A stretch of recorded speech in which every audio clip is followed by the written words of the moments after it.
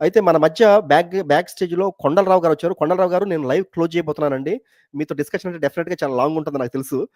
దయచేసి నేను తీసుకోదలుచుకోవట్లేదు ఇప్పుడు లాంగ్ డిస్కషన్. ఎందుకంటే about to close the live. ఇంతవరకు ప్రకాష్ గారు ఇంతవరకు ఒక మాట కూడా మాట్లాడలేదు. తనతో మాట్లాడతాను ఒక 5, 10 నిమిషాలు. నెక్స్ట్ వీక్ రండి మాట్లాడుకుందాం కొండలరావు గారు. ఏమనుకోవద్దు, క్షమించండి. టైం అయిపోయింది. ఎవరైనా నాతో మాట్లాడుకోవాల్సిన వాళ్ళు ముందే వచ్చేయండి దయచేసి. మీకు ఫస్ట్ ఎవరొస్తారో ఫస్ట్ నేను తీసుకుంటాను. నేను ఇందాక అనౌన్స్ చేశాను ఇంకెవరు జాయిన్ అవ్వద్దని. ఆ తర్వాత మీరు జాయిన్ అయ్యారు. ఇక ఆల్మోస్ట్ లైవ్ ఎండ్ అవ్వబోతుంది. క్లోజ్ చేయబోతున్నాను. దయచేసి కొండలరావు గారు. నెక్స్ట్ వీక్ రండి. ఫస్ట్ మిమ్మల్ని తీసుకుంటాను. థాంక్ యూ అండి. రైట్. అరుణ్ గారు, తర్వాత ప్రకాష్ గారు మీరుండండి ప్యానెల్‌లోనే. మన ప్రకాష్ గారితో నేను మాట్లాడతాను. ప్రకాష్ గారు, మీరన్నారు ఈ సింబల్‌కి ఏంటి సంబంధం, దీనిలో ఉన్న అర్థం ఏంటి, పరమార్థం ఏంటన్నారు. ఇది సైన్స్ బేస్డ్ సింబల్ అండి. ఏంటంటే సైన్స్ ప్రకారం we are star dust. I repeat, we are all star dust. అంటే స్టారు డస్ట్ నుండి ఫార్మ్ అయ్యామన్నమాట మనంతా కూడా. So human also a part of star dust. అది ఎలా అనేది మీకు జస్ట్ ఈరోజు ఇంట్రడక్షన్ ఇస్తాను. నెక్స్ట్ వీక్ క్లియర్‌గా చెప్తాను. రైట్. అరుణ్ తర్వాత ప్రకాష్ గారు, మీరు ఒకళ్ళు మాత్రం నాకు హెల్ప్ చేయండి. నేను మాట్లాడమన్నప్పుడు మాత్రమే మీరు అన్‌మ్యూట్ చేయండి. ఫస్ట్ నేను ప్రకాష్ గారితో మాట్లాడతాను. ప్రకాష్ గారితో అయిన తర్వాత అరుణ్ గారితో మాట్లాడతాను. ప్రకాష్ గారు మీరు అన్‌మ్యూట్ చేయండి నేను అడిగినప్పుడల్లా.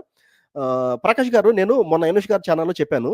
మొట్టమొదట బిగ్ బ్యాంగ్ అయిన తర్వాత ఆఫ్టర్ ఫ్యూ మిలియన్ ఇయర్స్ తర్వాత మన స్పేస్ అంతా కూడా ఒక రకమైనటువంటి element, one element that is called హైడ్రోజన్‌తో నిండిపోయింది. అంటే we have lots of chunks of hydrogen atom available in the space అని చెప్పాను. గుర్తుందా మీకు ప్రకాష్ గారు? అవును, చెప్పారండి, గుర్తుంది. కరెక్ట్. సో అయితే ఆ హైడ్రోజన్ ఆటమ్స్ కూడా గ్రావిటేషనల్ ఎఫెక్ట్ వల్ల లేదా గ్రావిటేషనల్ ఫోర్స్ వల్ల దగ్గరికి క్లోజ్ అవుతూ వచ్చాయి. మొట్టమొదట అంటే ఇనీషియల్‌గా అవి స్లోగా గ్యాదర్ అవ్వటం ప్రారంభించాయి. ఓవర్ ద టైము మెల్లమెల్లగా గ్యాదర్ అవుతూ సో ఒక పెద్ద క్లౌడ్ లాగా ఫార్మ్ అయిపోయి, ఆ గ్రావిటేషనల్ ఫోర్స్ ఇంక స్పీడ్ అయిపోయి చుట్టుపక్కల ఉన్న హైడ్రోజన్ ఆటమ్స్‌ని కూడా అది అట్రాక్ట్ చేయడం మొదలుపెట్టిందనమాట. ఆ రకంగా ఈ హైడ్రోజన్ అంతా కూడా ఒక పాయింట్ దగ్గర, కోర్ దగ్గర నుంచి ఫార్మ్ అయ్యి it started accumulating around it అని చెప్పాను. అది కూడా చెప్పాను, గుర్తుందా మీకు అక్కడ? చెప్పారు. దాన్ని న్యూక్లియర్ ఫిజన్ అని అంటారని కూడా చెప్పారు. అక్కడ వరకొచ్చింది గదా! ఆ తర్వాత చెప్పాను కూడా ఎగ్జాంపుల్. ఒక మనిషి కింద పడితే వాడి మీద 10 మంది పడితే, 10 మంది మీద 100 మంది పడితే, ఆ కిందోడి పని ఏమో ఏదో అంటారు గదా! చాట అయిపోద్ది అంటారు కదా! ఓకే. అదే విధంగా ఇనిషియల్‌గా గ్యాదర్ అయినటువంటి ఈ హైడ్రోజన్ ఆటమ్స్ కూడా ఆహ్, పైనుంచి వచ్చే గ్యాదర్ అయ్యే ఈ హైడ్రోజన్ ఆటమ్స్ వల్ల ఫోర్స్ ఎక్కువైపోయి లోపల దెన్ ఇట్ స్టార్ట్స్ ఏమంటారు ఫ్యూజింగ్ అనమాట. నేను చెప్తాను ఒక్క నిమిషం. ఫ్యూజ్ అయిద్దనమాట. ఫ్యూజ్ అవ్వటం ఏంటంటే ఒక యాటమ్ ఇంకో యాటమ్‌తో కలిసిపోద్దనమాట. That is called fusion. న్యూక్లియర్‌గా 2 ఉన్నాయండి. ఒకటేమో ఫిజన్, ఇంకోటేమో ఫ్యూజన్. ఫిజన్ అంటేనేమో విడగొట్టడం. యాటమ్‌ని బ్రేక్ చేయటం ఫిజన్ అంటే. ఫ్యూజన్ అంటే కలపడం అనమాట. న్యూక్లియర్‌ని 2 న్యూక్లియర్ తీసుకొచ్చి కలపడం అనమాట. So, there are 2 things. మనకి అటామిక్ పవర్ అంటారు గదా! మనకి ఎలక్ట్రిసిటీ అంతా కూడా అటామిక్‌గా వస్తుంది గదా! ఆ ప్రాసెస్ ఏమో ఫిజన్. ఫిజన్ అంటే ఏంటంటే ఉన్న యాటమ్‌ని బ్రేక్ చేసి that process and all I will explain you. It is not material here. దాన్ని ఫిజన్ అంటారు. ఫ్యూజన్ అంటేనేమో what is happening in the sun లోపల ఏం జరుగుతుందో దాన్ని ఫ్యూజన్ అంటారనమాట. అలా ఫ్యూజ్ అయ్యి 2 hydrogen atoms it will become like A helium atom. Okay. అంతవరకు అర్థమైందండి ప్రకాష్ గారు మీకు? ఓకేనండి. అవి తెలుగు పదాలు వచ్చేసి సూర్యుడిలో జరిగేది కేంద్రక సంలీనము, ఆటం బాంబులో జరిగేది కేంద్రక విచ్ఛిత్తి. ఎగ్జాక్ట్‌లీ. రైట్. That's good. అయితే సరే, మన పాస్టర్ గారు మీరే చెప్పండి. ఇప్పుడు ఒక చోట ah, large quantity of hydrogen atoms gather అయ్యాయి. గ్యాదర్ అయిన తర్వాత లోపల ఇగ్నిషన్ స్టార్ట్ అయింది ఒకానొక పాయింట్‌లో. That ignition nothing but star పుట్టడం అనమాట. అంటే సో, స్టార్ అంటే ఏంటి? ద లైట్ ఎమిటింగ్ కదా! సో, ది ఫ్యూజన్ ప్రాసెస్ ఏంటంటే it generate some energy which is in the form of light. Or photons అంటారు దాన్ని. అప్పుడు బయటకొస్తది కదా! Light is coming out. So, ఇప్పుడు చాలా హైడ్రోజన్ ఆటమ్స్ ఉన్నాయి గదా! So, hydrogen is converting into helium అని చెప్పాను గదా! సో, ఒకసారి హైడ్రోజన్ ఆటమ్ హీలియం అయిపోతే ఈ 2 హైడ్రోజన్ ఆటమ్స్ మాయమైపోయినాయి గదా! Then it is becoming like helium గదా! అవును. కదా! రైట్. ఇనీషియల్‌గా మనకి సన్‌లో గూడా ఇదే ఉంది. ఏంటి హైడ్రోజన్ మాత్రమే ఉందనమాట. ఆ hydrogen is converting into helium. ఆ ప్రాసెస్ అయితుంది. అవును. కానీ ఇప్పుడు మన సోలార్ సిస్టమ్‌లో లేదా సౌర కుటుంబంలో హెడ్ ఎవరు? సన్, సన్‌లో ఏమున్నాయని జెప్పాను ఇప్పుడు మీకు? హైడ్రోజన్. హీలియం గూడా. అంటే కొంత హైడ్రోజన్ హీలియంగా మారి ఉంటది గదా! ఇప్పుడు. హ్మ్. కానీ మన భూమి హ్మ్. మీద హైడ్రోజన్, హీలియం మాత్రమే కాకుండా చాలా ఎలిమెంట్స్ ఉన్నాయి. అవునా గదా? అవును. మరి అది ఎలా సాధ్యమై ఉంటదంటారు? ఎందుకంటే సూర్యుడి లోపల ఉన్నది హైడ్రోజన్, హీలియమే. కానీ మన హెడ్ అంటే తండ్రికి లేని ఈ ఎలిమెంట్స్ అన్నీ గూడా ఈ భూమి మీదకి ఎందుకొచ్చినియి? అంటే బైబిల్‌ని పక్కన పెట్టండి. ఊరికే ఆలోచించండి లాజికల్‌గా. ఏమన్నా ఎప్పుడన్నా క్వెషన్ ఏసుకున్నారా మీరు? భూమి మీద ఉన్నాయి గదా! I will try to show the elements on earth. ఒక్క నిమిషం చూడండి. Big bang. Let me open the big bang presentation again. ఒక్క నిమిషం ఉండండి. నేను షేర్ చేసి చూపిస్తే మీకు ఇంకా బాగా అర్థమవుతుంది. Share screen. షేర్ చేస్తున్నాను ఉండండి ఒకసారి బిగ్ బ్యాంగ్. అదే మొన్న అనుష్ గారు ఛానెల్ చెప్పినటువంటి బిగ్ బ్యాంగ్‌నే మరలా నేను షేర్ చేస్తున్నాను అంతే. కనిపిస్తుందండి? Big bang. I think first August నాడు డిస్కస్ చేసినట్టున్నాం ఈ బిగ్ బ్యాంగ్‌ని అనుష్ గారి ఛానెల్‌లో. అదే నేను మళ్ళా ప్రెజెంట్ చేస్తున్నాను. రైట్. ఆ! సో కనిపిస్తుంది. రైట్. మీరు ఒకటి గుర్తుపెట్టుకోండి. సన్ లోపల ఉన్నది హైడ్రోజన్, హీలియం మాత్రమే. కానీ ప్లానెట్స్‌లో ఏమేమి ఉన్నాయో చూపిస్తాను చూడండి ఇప్పుడు. So, this and all not required, not required, not required. Right. So, ఈ పీరియాడిక్ టేబుల్ మీరు చదువుకొని ఉంటారన్నమాట చిన్నప్పుడు. సో, ఈ ఎలిమెంట్స్ అన్నీ గూడా మనకి ఇప్పటివరకు భూమి మీద దొరికేటువంటి ఏమంటారు ఎలిమెంట్స్‌ని మూలకాలంటారా? మూలాలంటారా? ఏమంటారు ఎలిమెంట్స్‌ని? ధాతువులు. మూలకాలు. మూలకాలు. మూలకాలు. రైట్. సో, మరి చెప్పండి ఎలా వచ్చాయి? సన్‌లో లేనియి భూమి మీదకి ఎలా వచ్చాయి? చెప్పండి. ఏమన్నా ఐడియా ఉందా మీకు? లేదా ఊహించి చెప్పొద్దు. మీకేమైనా ఐడియా ఉంటే చెప్పండి. లేదా నేను ఎక్స్‌ప్లెయిన్ చేస్తాను మీకు.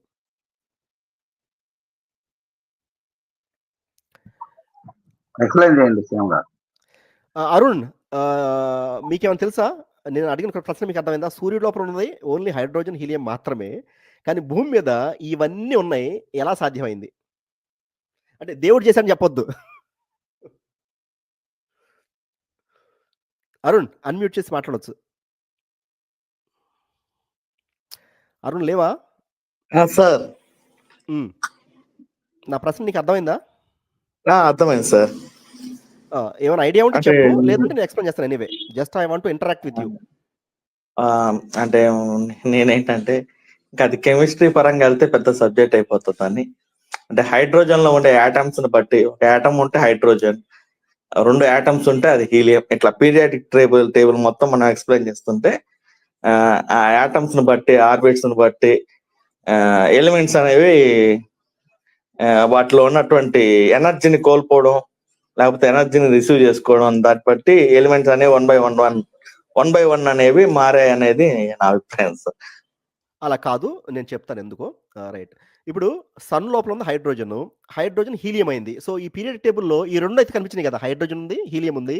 ఈ 2 ఒప్పుకుంటారు కదా మీరు. అంటే సన్ ఏం చేసింది? హైడ్రోజన్ ఉంది దాంట్లో. హైడ్రోజన్‌ని హీలియంగా తయారు చేసిందన్నమాట సన్‌ని. అంతవరకు ఒప్పుకుంటారు కదా! అవును, అవును సార్, అవును సార్. రైట్. ప్రాక్టికల్ గా కూడా అదే ప్రూవ్ అయింది సార్. కరెక్ట్. సో, ఈ పీరియాడిక్ టేబుల్‌లో ఈ 2 మాత్రం సన్‌లో ఉన్నాయి. అంతవరకైతే మీకు అవగాహన ఉంది. ఎందుకంటే నేను చెప్పాను కదా! 2 హైడ్రోజన్ ఆటమ్స్ కలిసి హీలియం అవుతుంది అని. ఓకే. రైట్. మీరు మ్యూట్‌లో ఉండండి. నేను మళ్ళీ ఎక్స్‌ప్లెయిన్ చేస్తాను. మిమ్మల్ని అడిగినప్పుడే మీరు అన్‌మ్యూట్ చేయండి. రైట్. ఈ విధంగా ఈ సన్ కోర్ లోపల ఉన్నటువంటి హైడ్రోజన్ అంతా కూడా మెల్లమెల్లగా, మెల్లమెల్లగా, మెల్లమెల్లగా హీలియంగా మారిపోతూ ఉంది. ఓకే. హీలియం కాకుండా కోర్ కూడా మారుతుంది గానీ, బట్ ఒక సింపుల్‌గా తీసుకుందాం. అలా కొన్ని వేల లేదా లక్షల లేదా మిలియన్ సంవత్సరాల తర్వాత ఈ సన్‌లో ఉన్నటువంటి లేదా స్టార్‌లో ఉన్నటువంటి హైడ్రోజన్ మొత్తం పూర్తిగా మారిపోయి ఏమవుతుంది? హీలియం అయిపోతుంది. అంతవరకు ఒప్పుకుంటారు కదా మీరు? ప్రకాష్ గారు మీరు మాట్లాడండి. ఒప్పుకుంటాం సార్. రైట్. అదొక ఫ్యూయలు. అది మెల్లమెల్లగా మారుతుంది. కొన్ని వేల లేదా మిలియన్ సంవత్సరాల తర్వాత హైడ్రోజన్ మొత్తం అంతా అయిపోయి, ఆ సన్ లోపల అంటే సన్ కాదు let us take only star అనమాట. ఆ స్టార్ లోపల ఏమైతుంది? ఇట్ విల్ బికమ్ లైక్ అన్ని హీలియం యాటమ్స్ అయితాయన్నమాట. అంతవరకు ఒప్పుకుంటారు కదా? ఓకేనండి. Right. Now the magic starts. ఎప్పుడైతే ఈ స్టార్ లోపల హీలియం తయారైందో, అంటే నేను చాలా బేసిక్గా చెప్తున్నాను. కొంతమంది అంటారు హీలియం కాదు వేరే కూడా అయితే ఈ ప్రాసెస్లో, నేను చెప్పలేదు అన్నారు. బట్ నేను ఒక సామాన్య మానవుడికి అర్థమయ్యే విధంగా చెప్తున్నాను కాబట్టి చాలా బేసిక్కి వెళ్తున్నాను. కాబట్టి అయ్యా ఉన్నారు కదా రేషనలిస్ట్, ఎథియిస్ట్ అని చెప్పుకునే మతవాదులు, అదొక మతం లాగా కొంచెం నేను సామాన్యుడికి అర్థమయ్యేది చెప్తున్నాను కానీ ఈ బిగ్ బ్యాంగ్ అంత డీప్గా చెప్పలేదు, ఈ దీని గురించి చెప్పలేదు అనుకోవద్దు. నేను సామాన్యుడికి అర్థమయ్యే విధంగా చెప్పడానికి ప్రయత్నిస్తున్నాను. రైట్. సో టాపిక్ వద్దామండి. ఇప్పుడు ఆ తర్వాత ఏమైంది, ఈ helium again starts to fuse అనమాట. అర్థమైందా? ఎప్పుడైతే పూర్తయిపోయిందో ఈ హైడ్రోజన్ అంతా కూడా, ఇంక ఉన్నదంతా కూడా మళ్ళా కోర్ లోపల హీలియం ఉంది. It will start to combine. 2 helium atoms కలిసి ఏమవుతుంది అప్పుడు,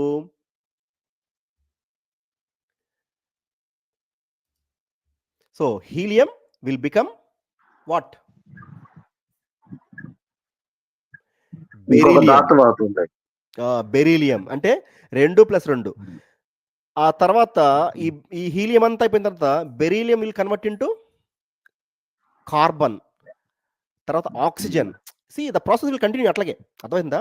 ఒకసారి అంటే ఇంజన్లకి ఏంటంటే ఈ మధ్యలోనే ద హీలియంని మళ్ళా హైడ్రోజన్ కలిసి లిథియం అవుతుంది. ఇట్లా డిఫరెంట్ కాంబినేషన్స్ తోటి ఈ ఫస్ట్ 2 రోస్లో ఉన్నటువంటి ఎలిమెంట్స్ ఉన్నాయి కదా, అంటిల్ ఫెరైట్, ఐరన్ వరకు ఫామ్ అవుతుంది అనమాట ఒక సన్లో. అంటే first hydrogen convert to helium, ఆ helium again convert to lithium, beryllium, boron, carbon, nitrogen, oxygen and ferrite. ఇక్కడ వరకు వస్తుందన్నమాట సన్ లోపల. అంటే సన్ అనుకోవద్దు, ఒక స్టార్ లోపల.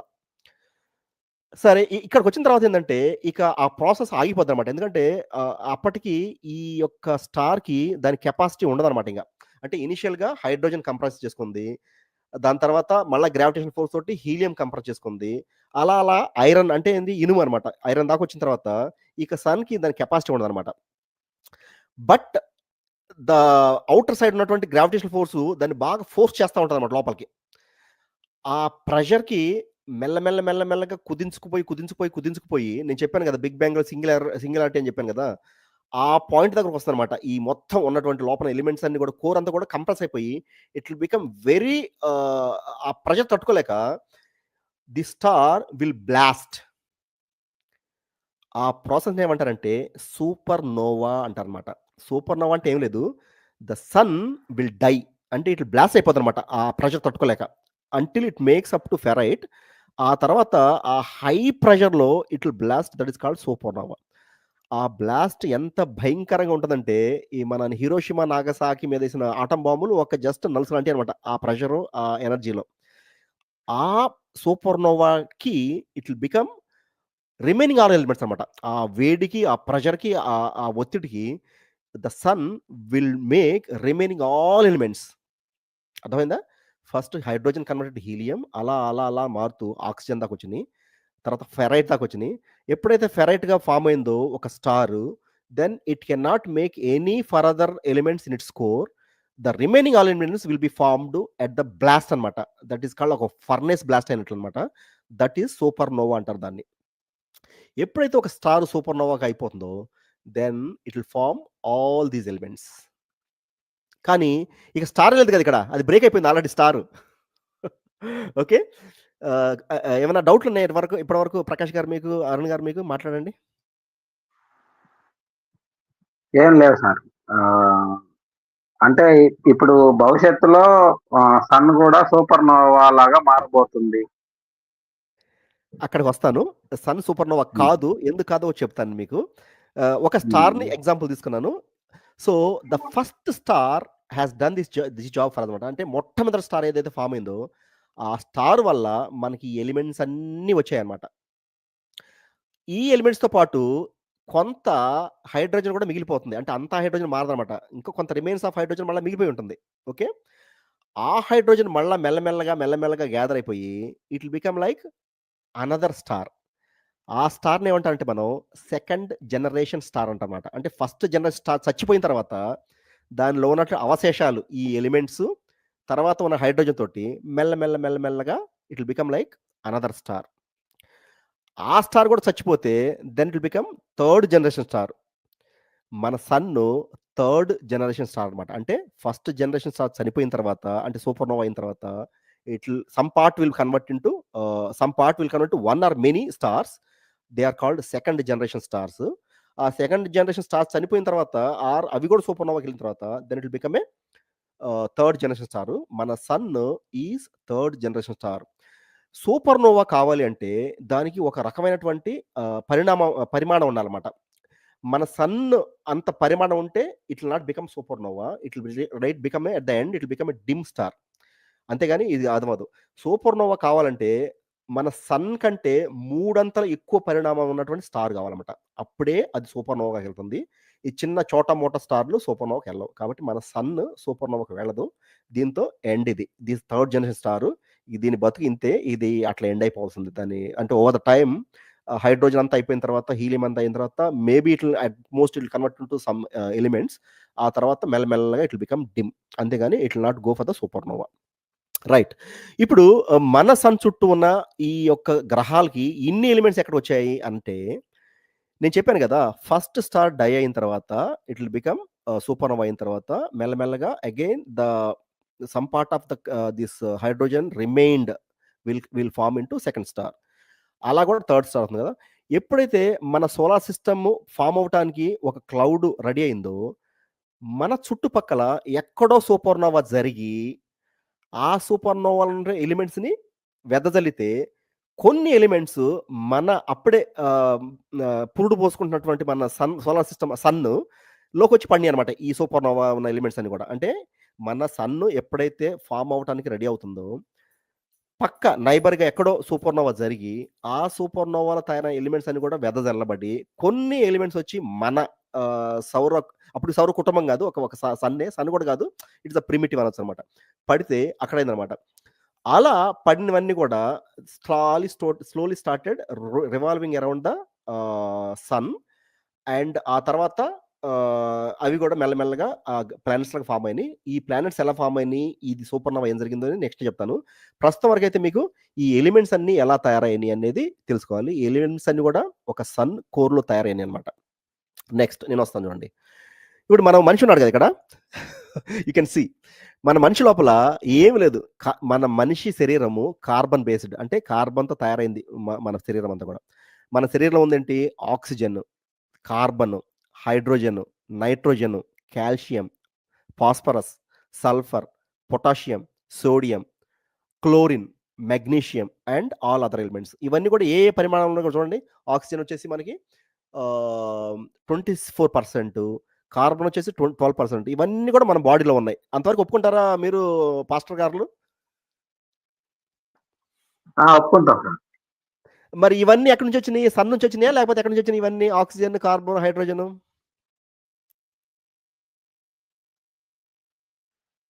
మాట్లాడండి సన్ ప్రకాష్ గారు. నుంచి వచ్చింది. ఒప్పుకుంటారు కదా సన్ నుంచి వచ్చినాయి? అవును.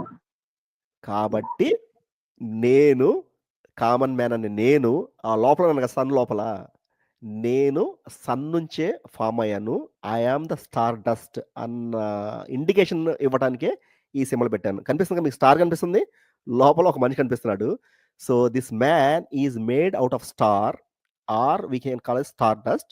ఎందుకంటే మన మనిషిలో ఉన్నటువంటి all elements once they created in the core of the sun. Either up to ferrite ఏమో నేచురల్ ప్రాసెస్, ఆ తర్వాత సూపర్‌నోవా అనమాట. సో అది రీజను నేను ఈ సింబల్‌ని ఎంచుకోవడానికి గల కారణం. అర్థమైందా ప్రకాష్ గారు? ఇప్పుడు నేను ఎందుకు పెట్టుకున్నాను ఈ సింబల్‌ని? సూపర్ సూపర్ సార్, భలే వివరించారు. నేను ఏది వివరించినా గానీ, వీలైనంత వరకు సామాన్య మానవుడికి అర్థమయ్యేటట్టే చెప్పడానికి ప్రయత్నిస్తాను. అలా మేధావుల్లాగా గురువిందం, గోవిందం లాంటి మేధావుల్లాగా చెప్పడానికి అట్లా కూడా చెప్పగలుగుతాను. కానీ ఉపయోగం ఏముంది? ఎవ్వడికి అర్థం కాదు. ఏమంటారు చెవిటోడి ముందు శంఖం ఊదినట్లనమాట. ఏదైనా క్లియర్‌గా పాయింట్ టు పాయింట్ ఎక్స్‌ప్లెయిన్ చేస్తేనే అర్థమవుతుంది. అర్థమయ్యేటట్టు చెప్పటమే ఇంత చెప్పాల్సిన అవసరం రోజంతా కూర్చొని.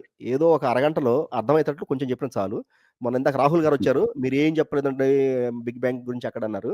బాబు రాహుల్ గారు నేను చెప్తాను బాబు.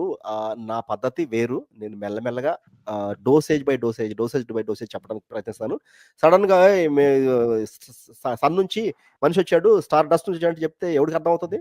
ఇలా చెప్పాలి. అంటే ఇలా చెప్పాలని నేను భావిస్తాను. ఇప్పుడు అర్థమై ఉంటుంది అందరికి.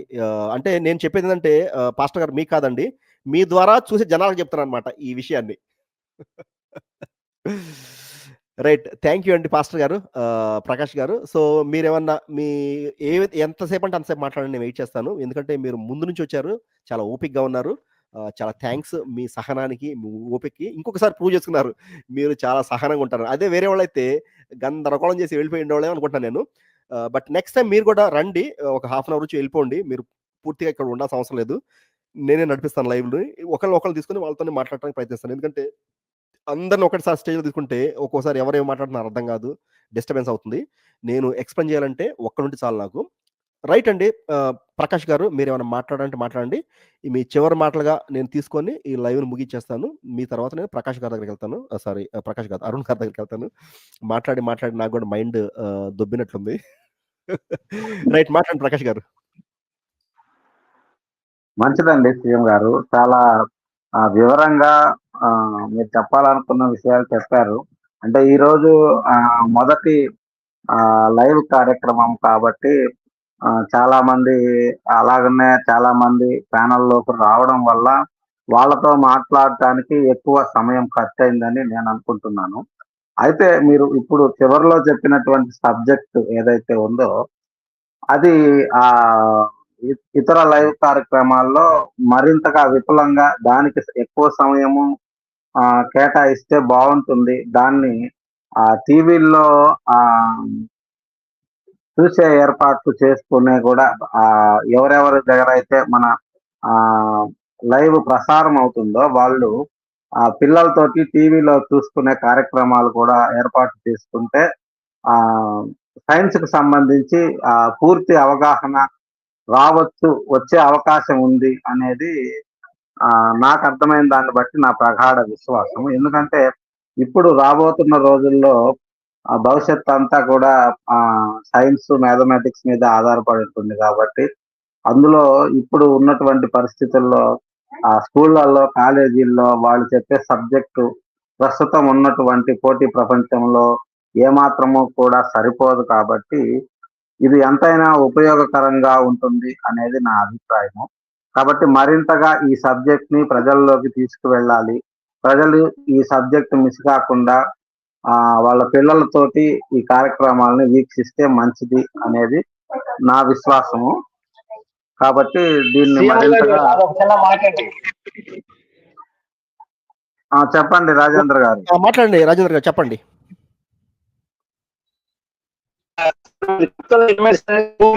భూమిలో కూడా ఉన్నవండి.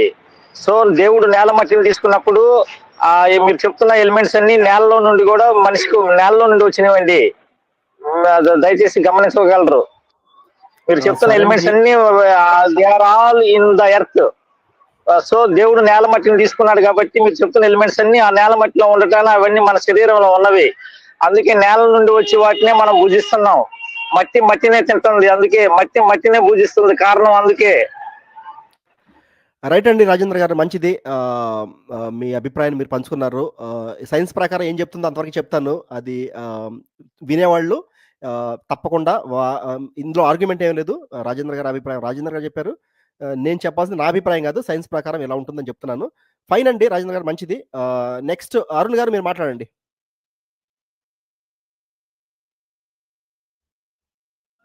Sir thank you sir. చాలా బ్రీఫ్గా, సింపుల్గా,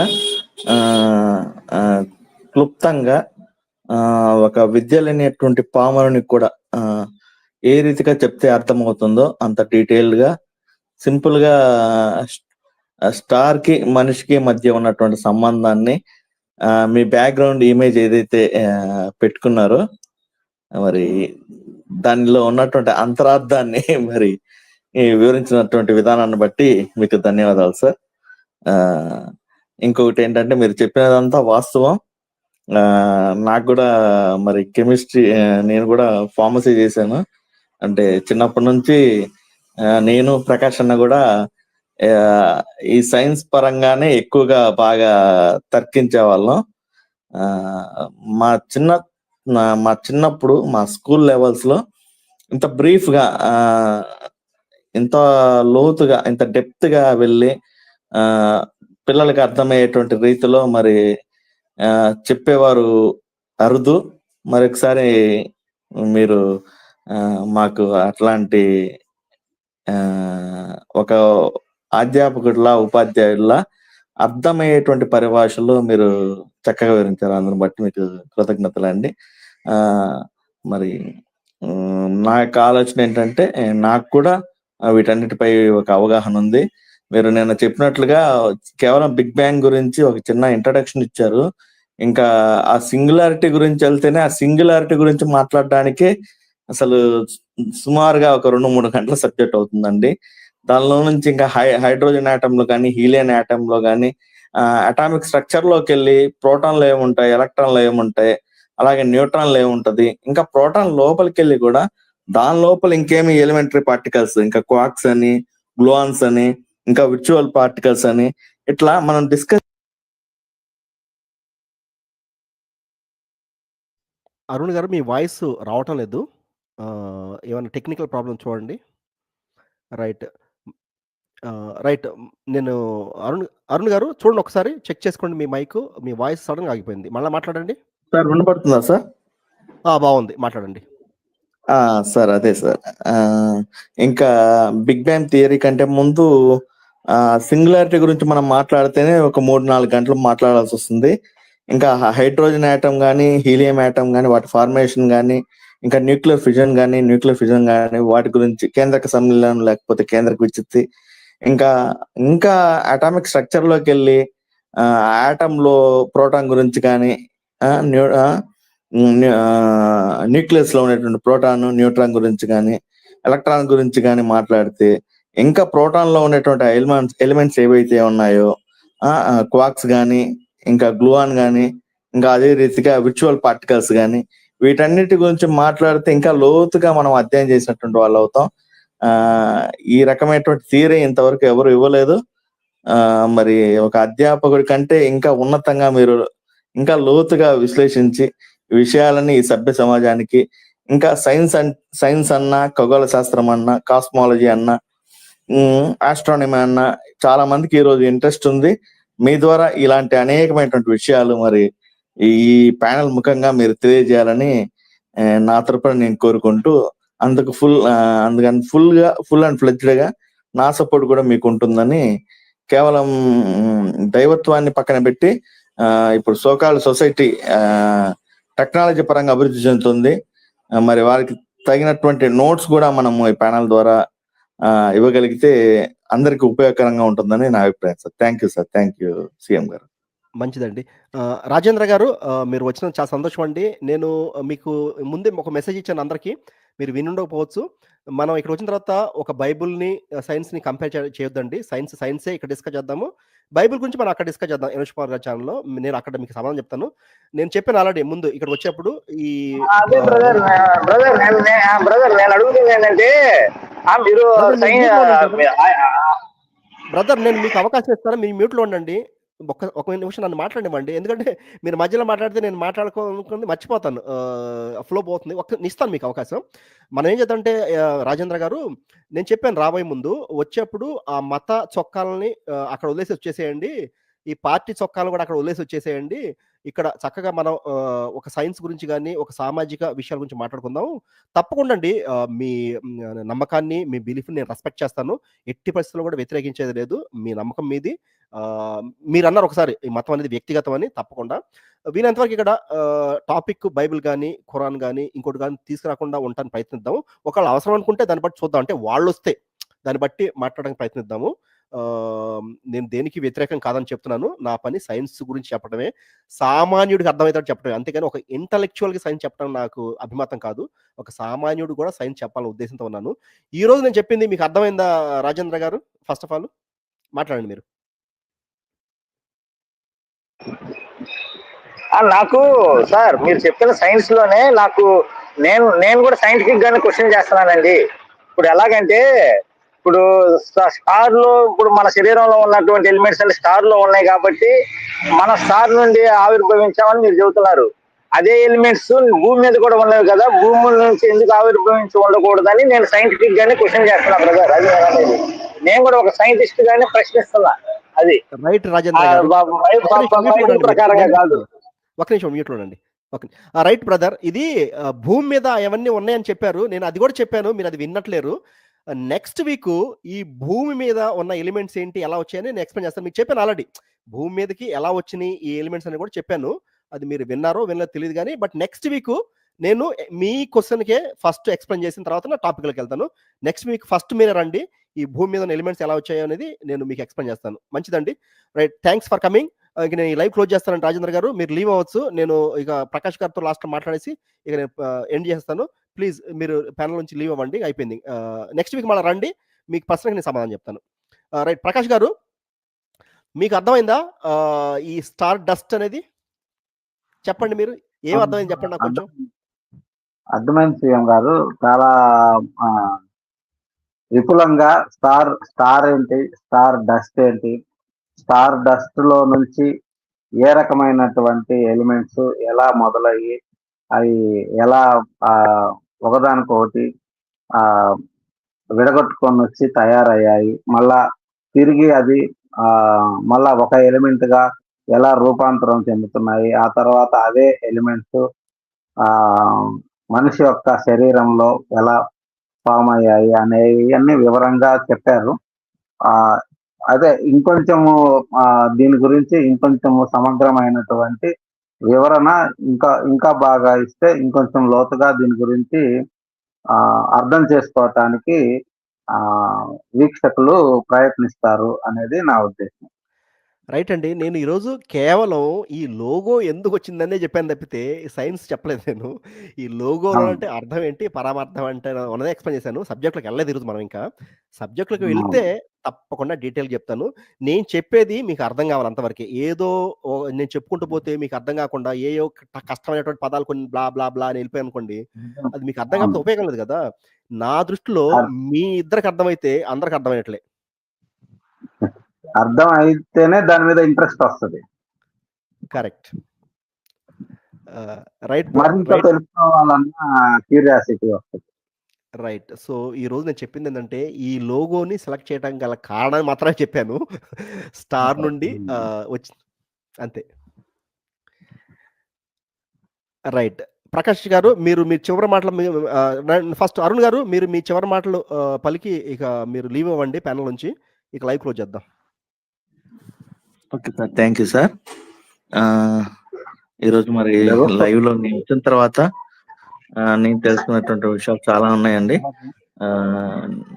స్టార్ ఒక మన నియర్ స్టార్ సన్ అయితే ఏదైతే ఉందో ఆ సన్ లో జరిగినటువంటి ఒక కెమికల్ రియాక్షన్స్ ఏవైతే ఉన్నాయో న్యూక్లియర్ ఫిజన్ కానీ న్యూక్లియర్ ఫ్యూజన్ కానీ వాటి గురించి సంక్షిప్త వివరణ మీరు ఇచ్చారు. దానిలో ఉన్నటువంటి మేజర్ ఎలిమెంట్స్ ఏవైతే హైడ్రోజన్, హీలియం ఉన్నాయో వాటి ఫార్మేషన్, వాటి నుంచి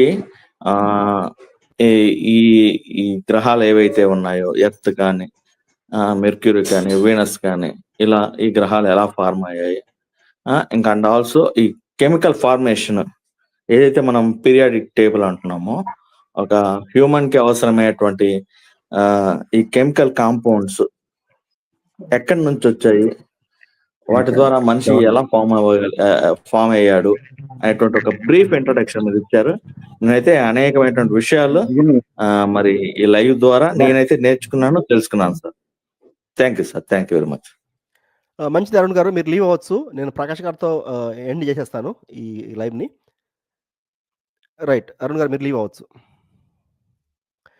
ప్రకాష్ గారు మీరు చివరి వాక్యాలు చెప్పారనుకుంటాను. ఇంకేమైనా చెప్పాలని చెప్పండి, లేదంటే లైవ్ క్లోజ్ చేసేస్తాను వెంటనే. ఎందుకంటే మీరు బయటకు వెళ్ళాలనుకుంటా, ఇప్పటికి చాలాసేపు అయింది. క్షమించాలి, మీరు మాట్లాడండి. చెప్పాల్సింది చెప్పాను సార్. అయితే అదే మరొకసారి మీకు గుర్తు చేస్తున్నాను. ఇప్పుడు మాట్లాడినటువంటి సైన్స్ సబ్జెక్ట్ ఏదైతే ఉందో దానికి మరింత సమయం కేటాయించి ప్రశ్నోత్తరాలకు మాత్రం సాధ్యమైనంత తక్కువ సమయం కేటాయించి సబ్జెక్ట్ ని మరింత లోతుగా ముందుకు తీసుకువెళ్తే పిల్లలకు అనేక మందికి మరింత ఉపయోగకరంగా ఉంటుంది అనేది నా అభిప్రాయం సార్. ధన్యవాదాలు. మంచి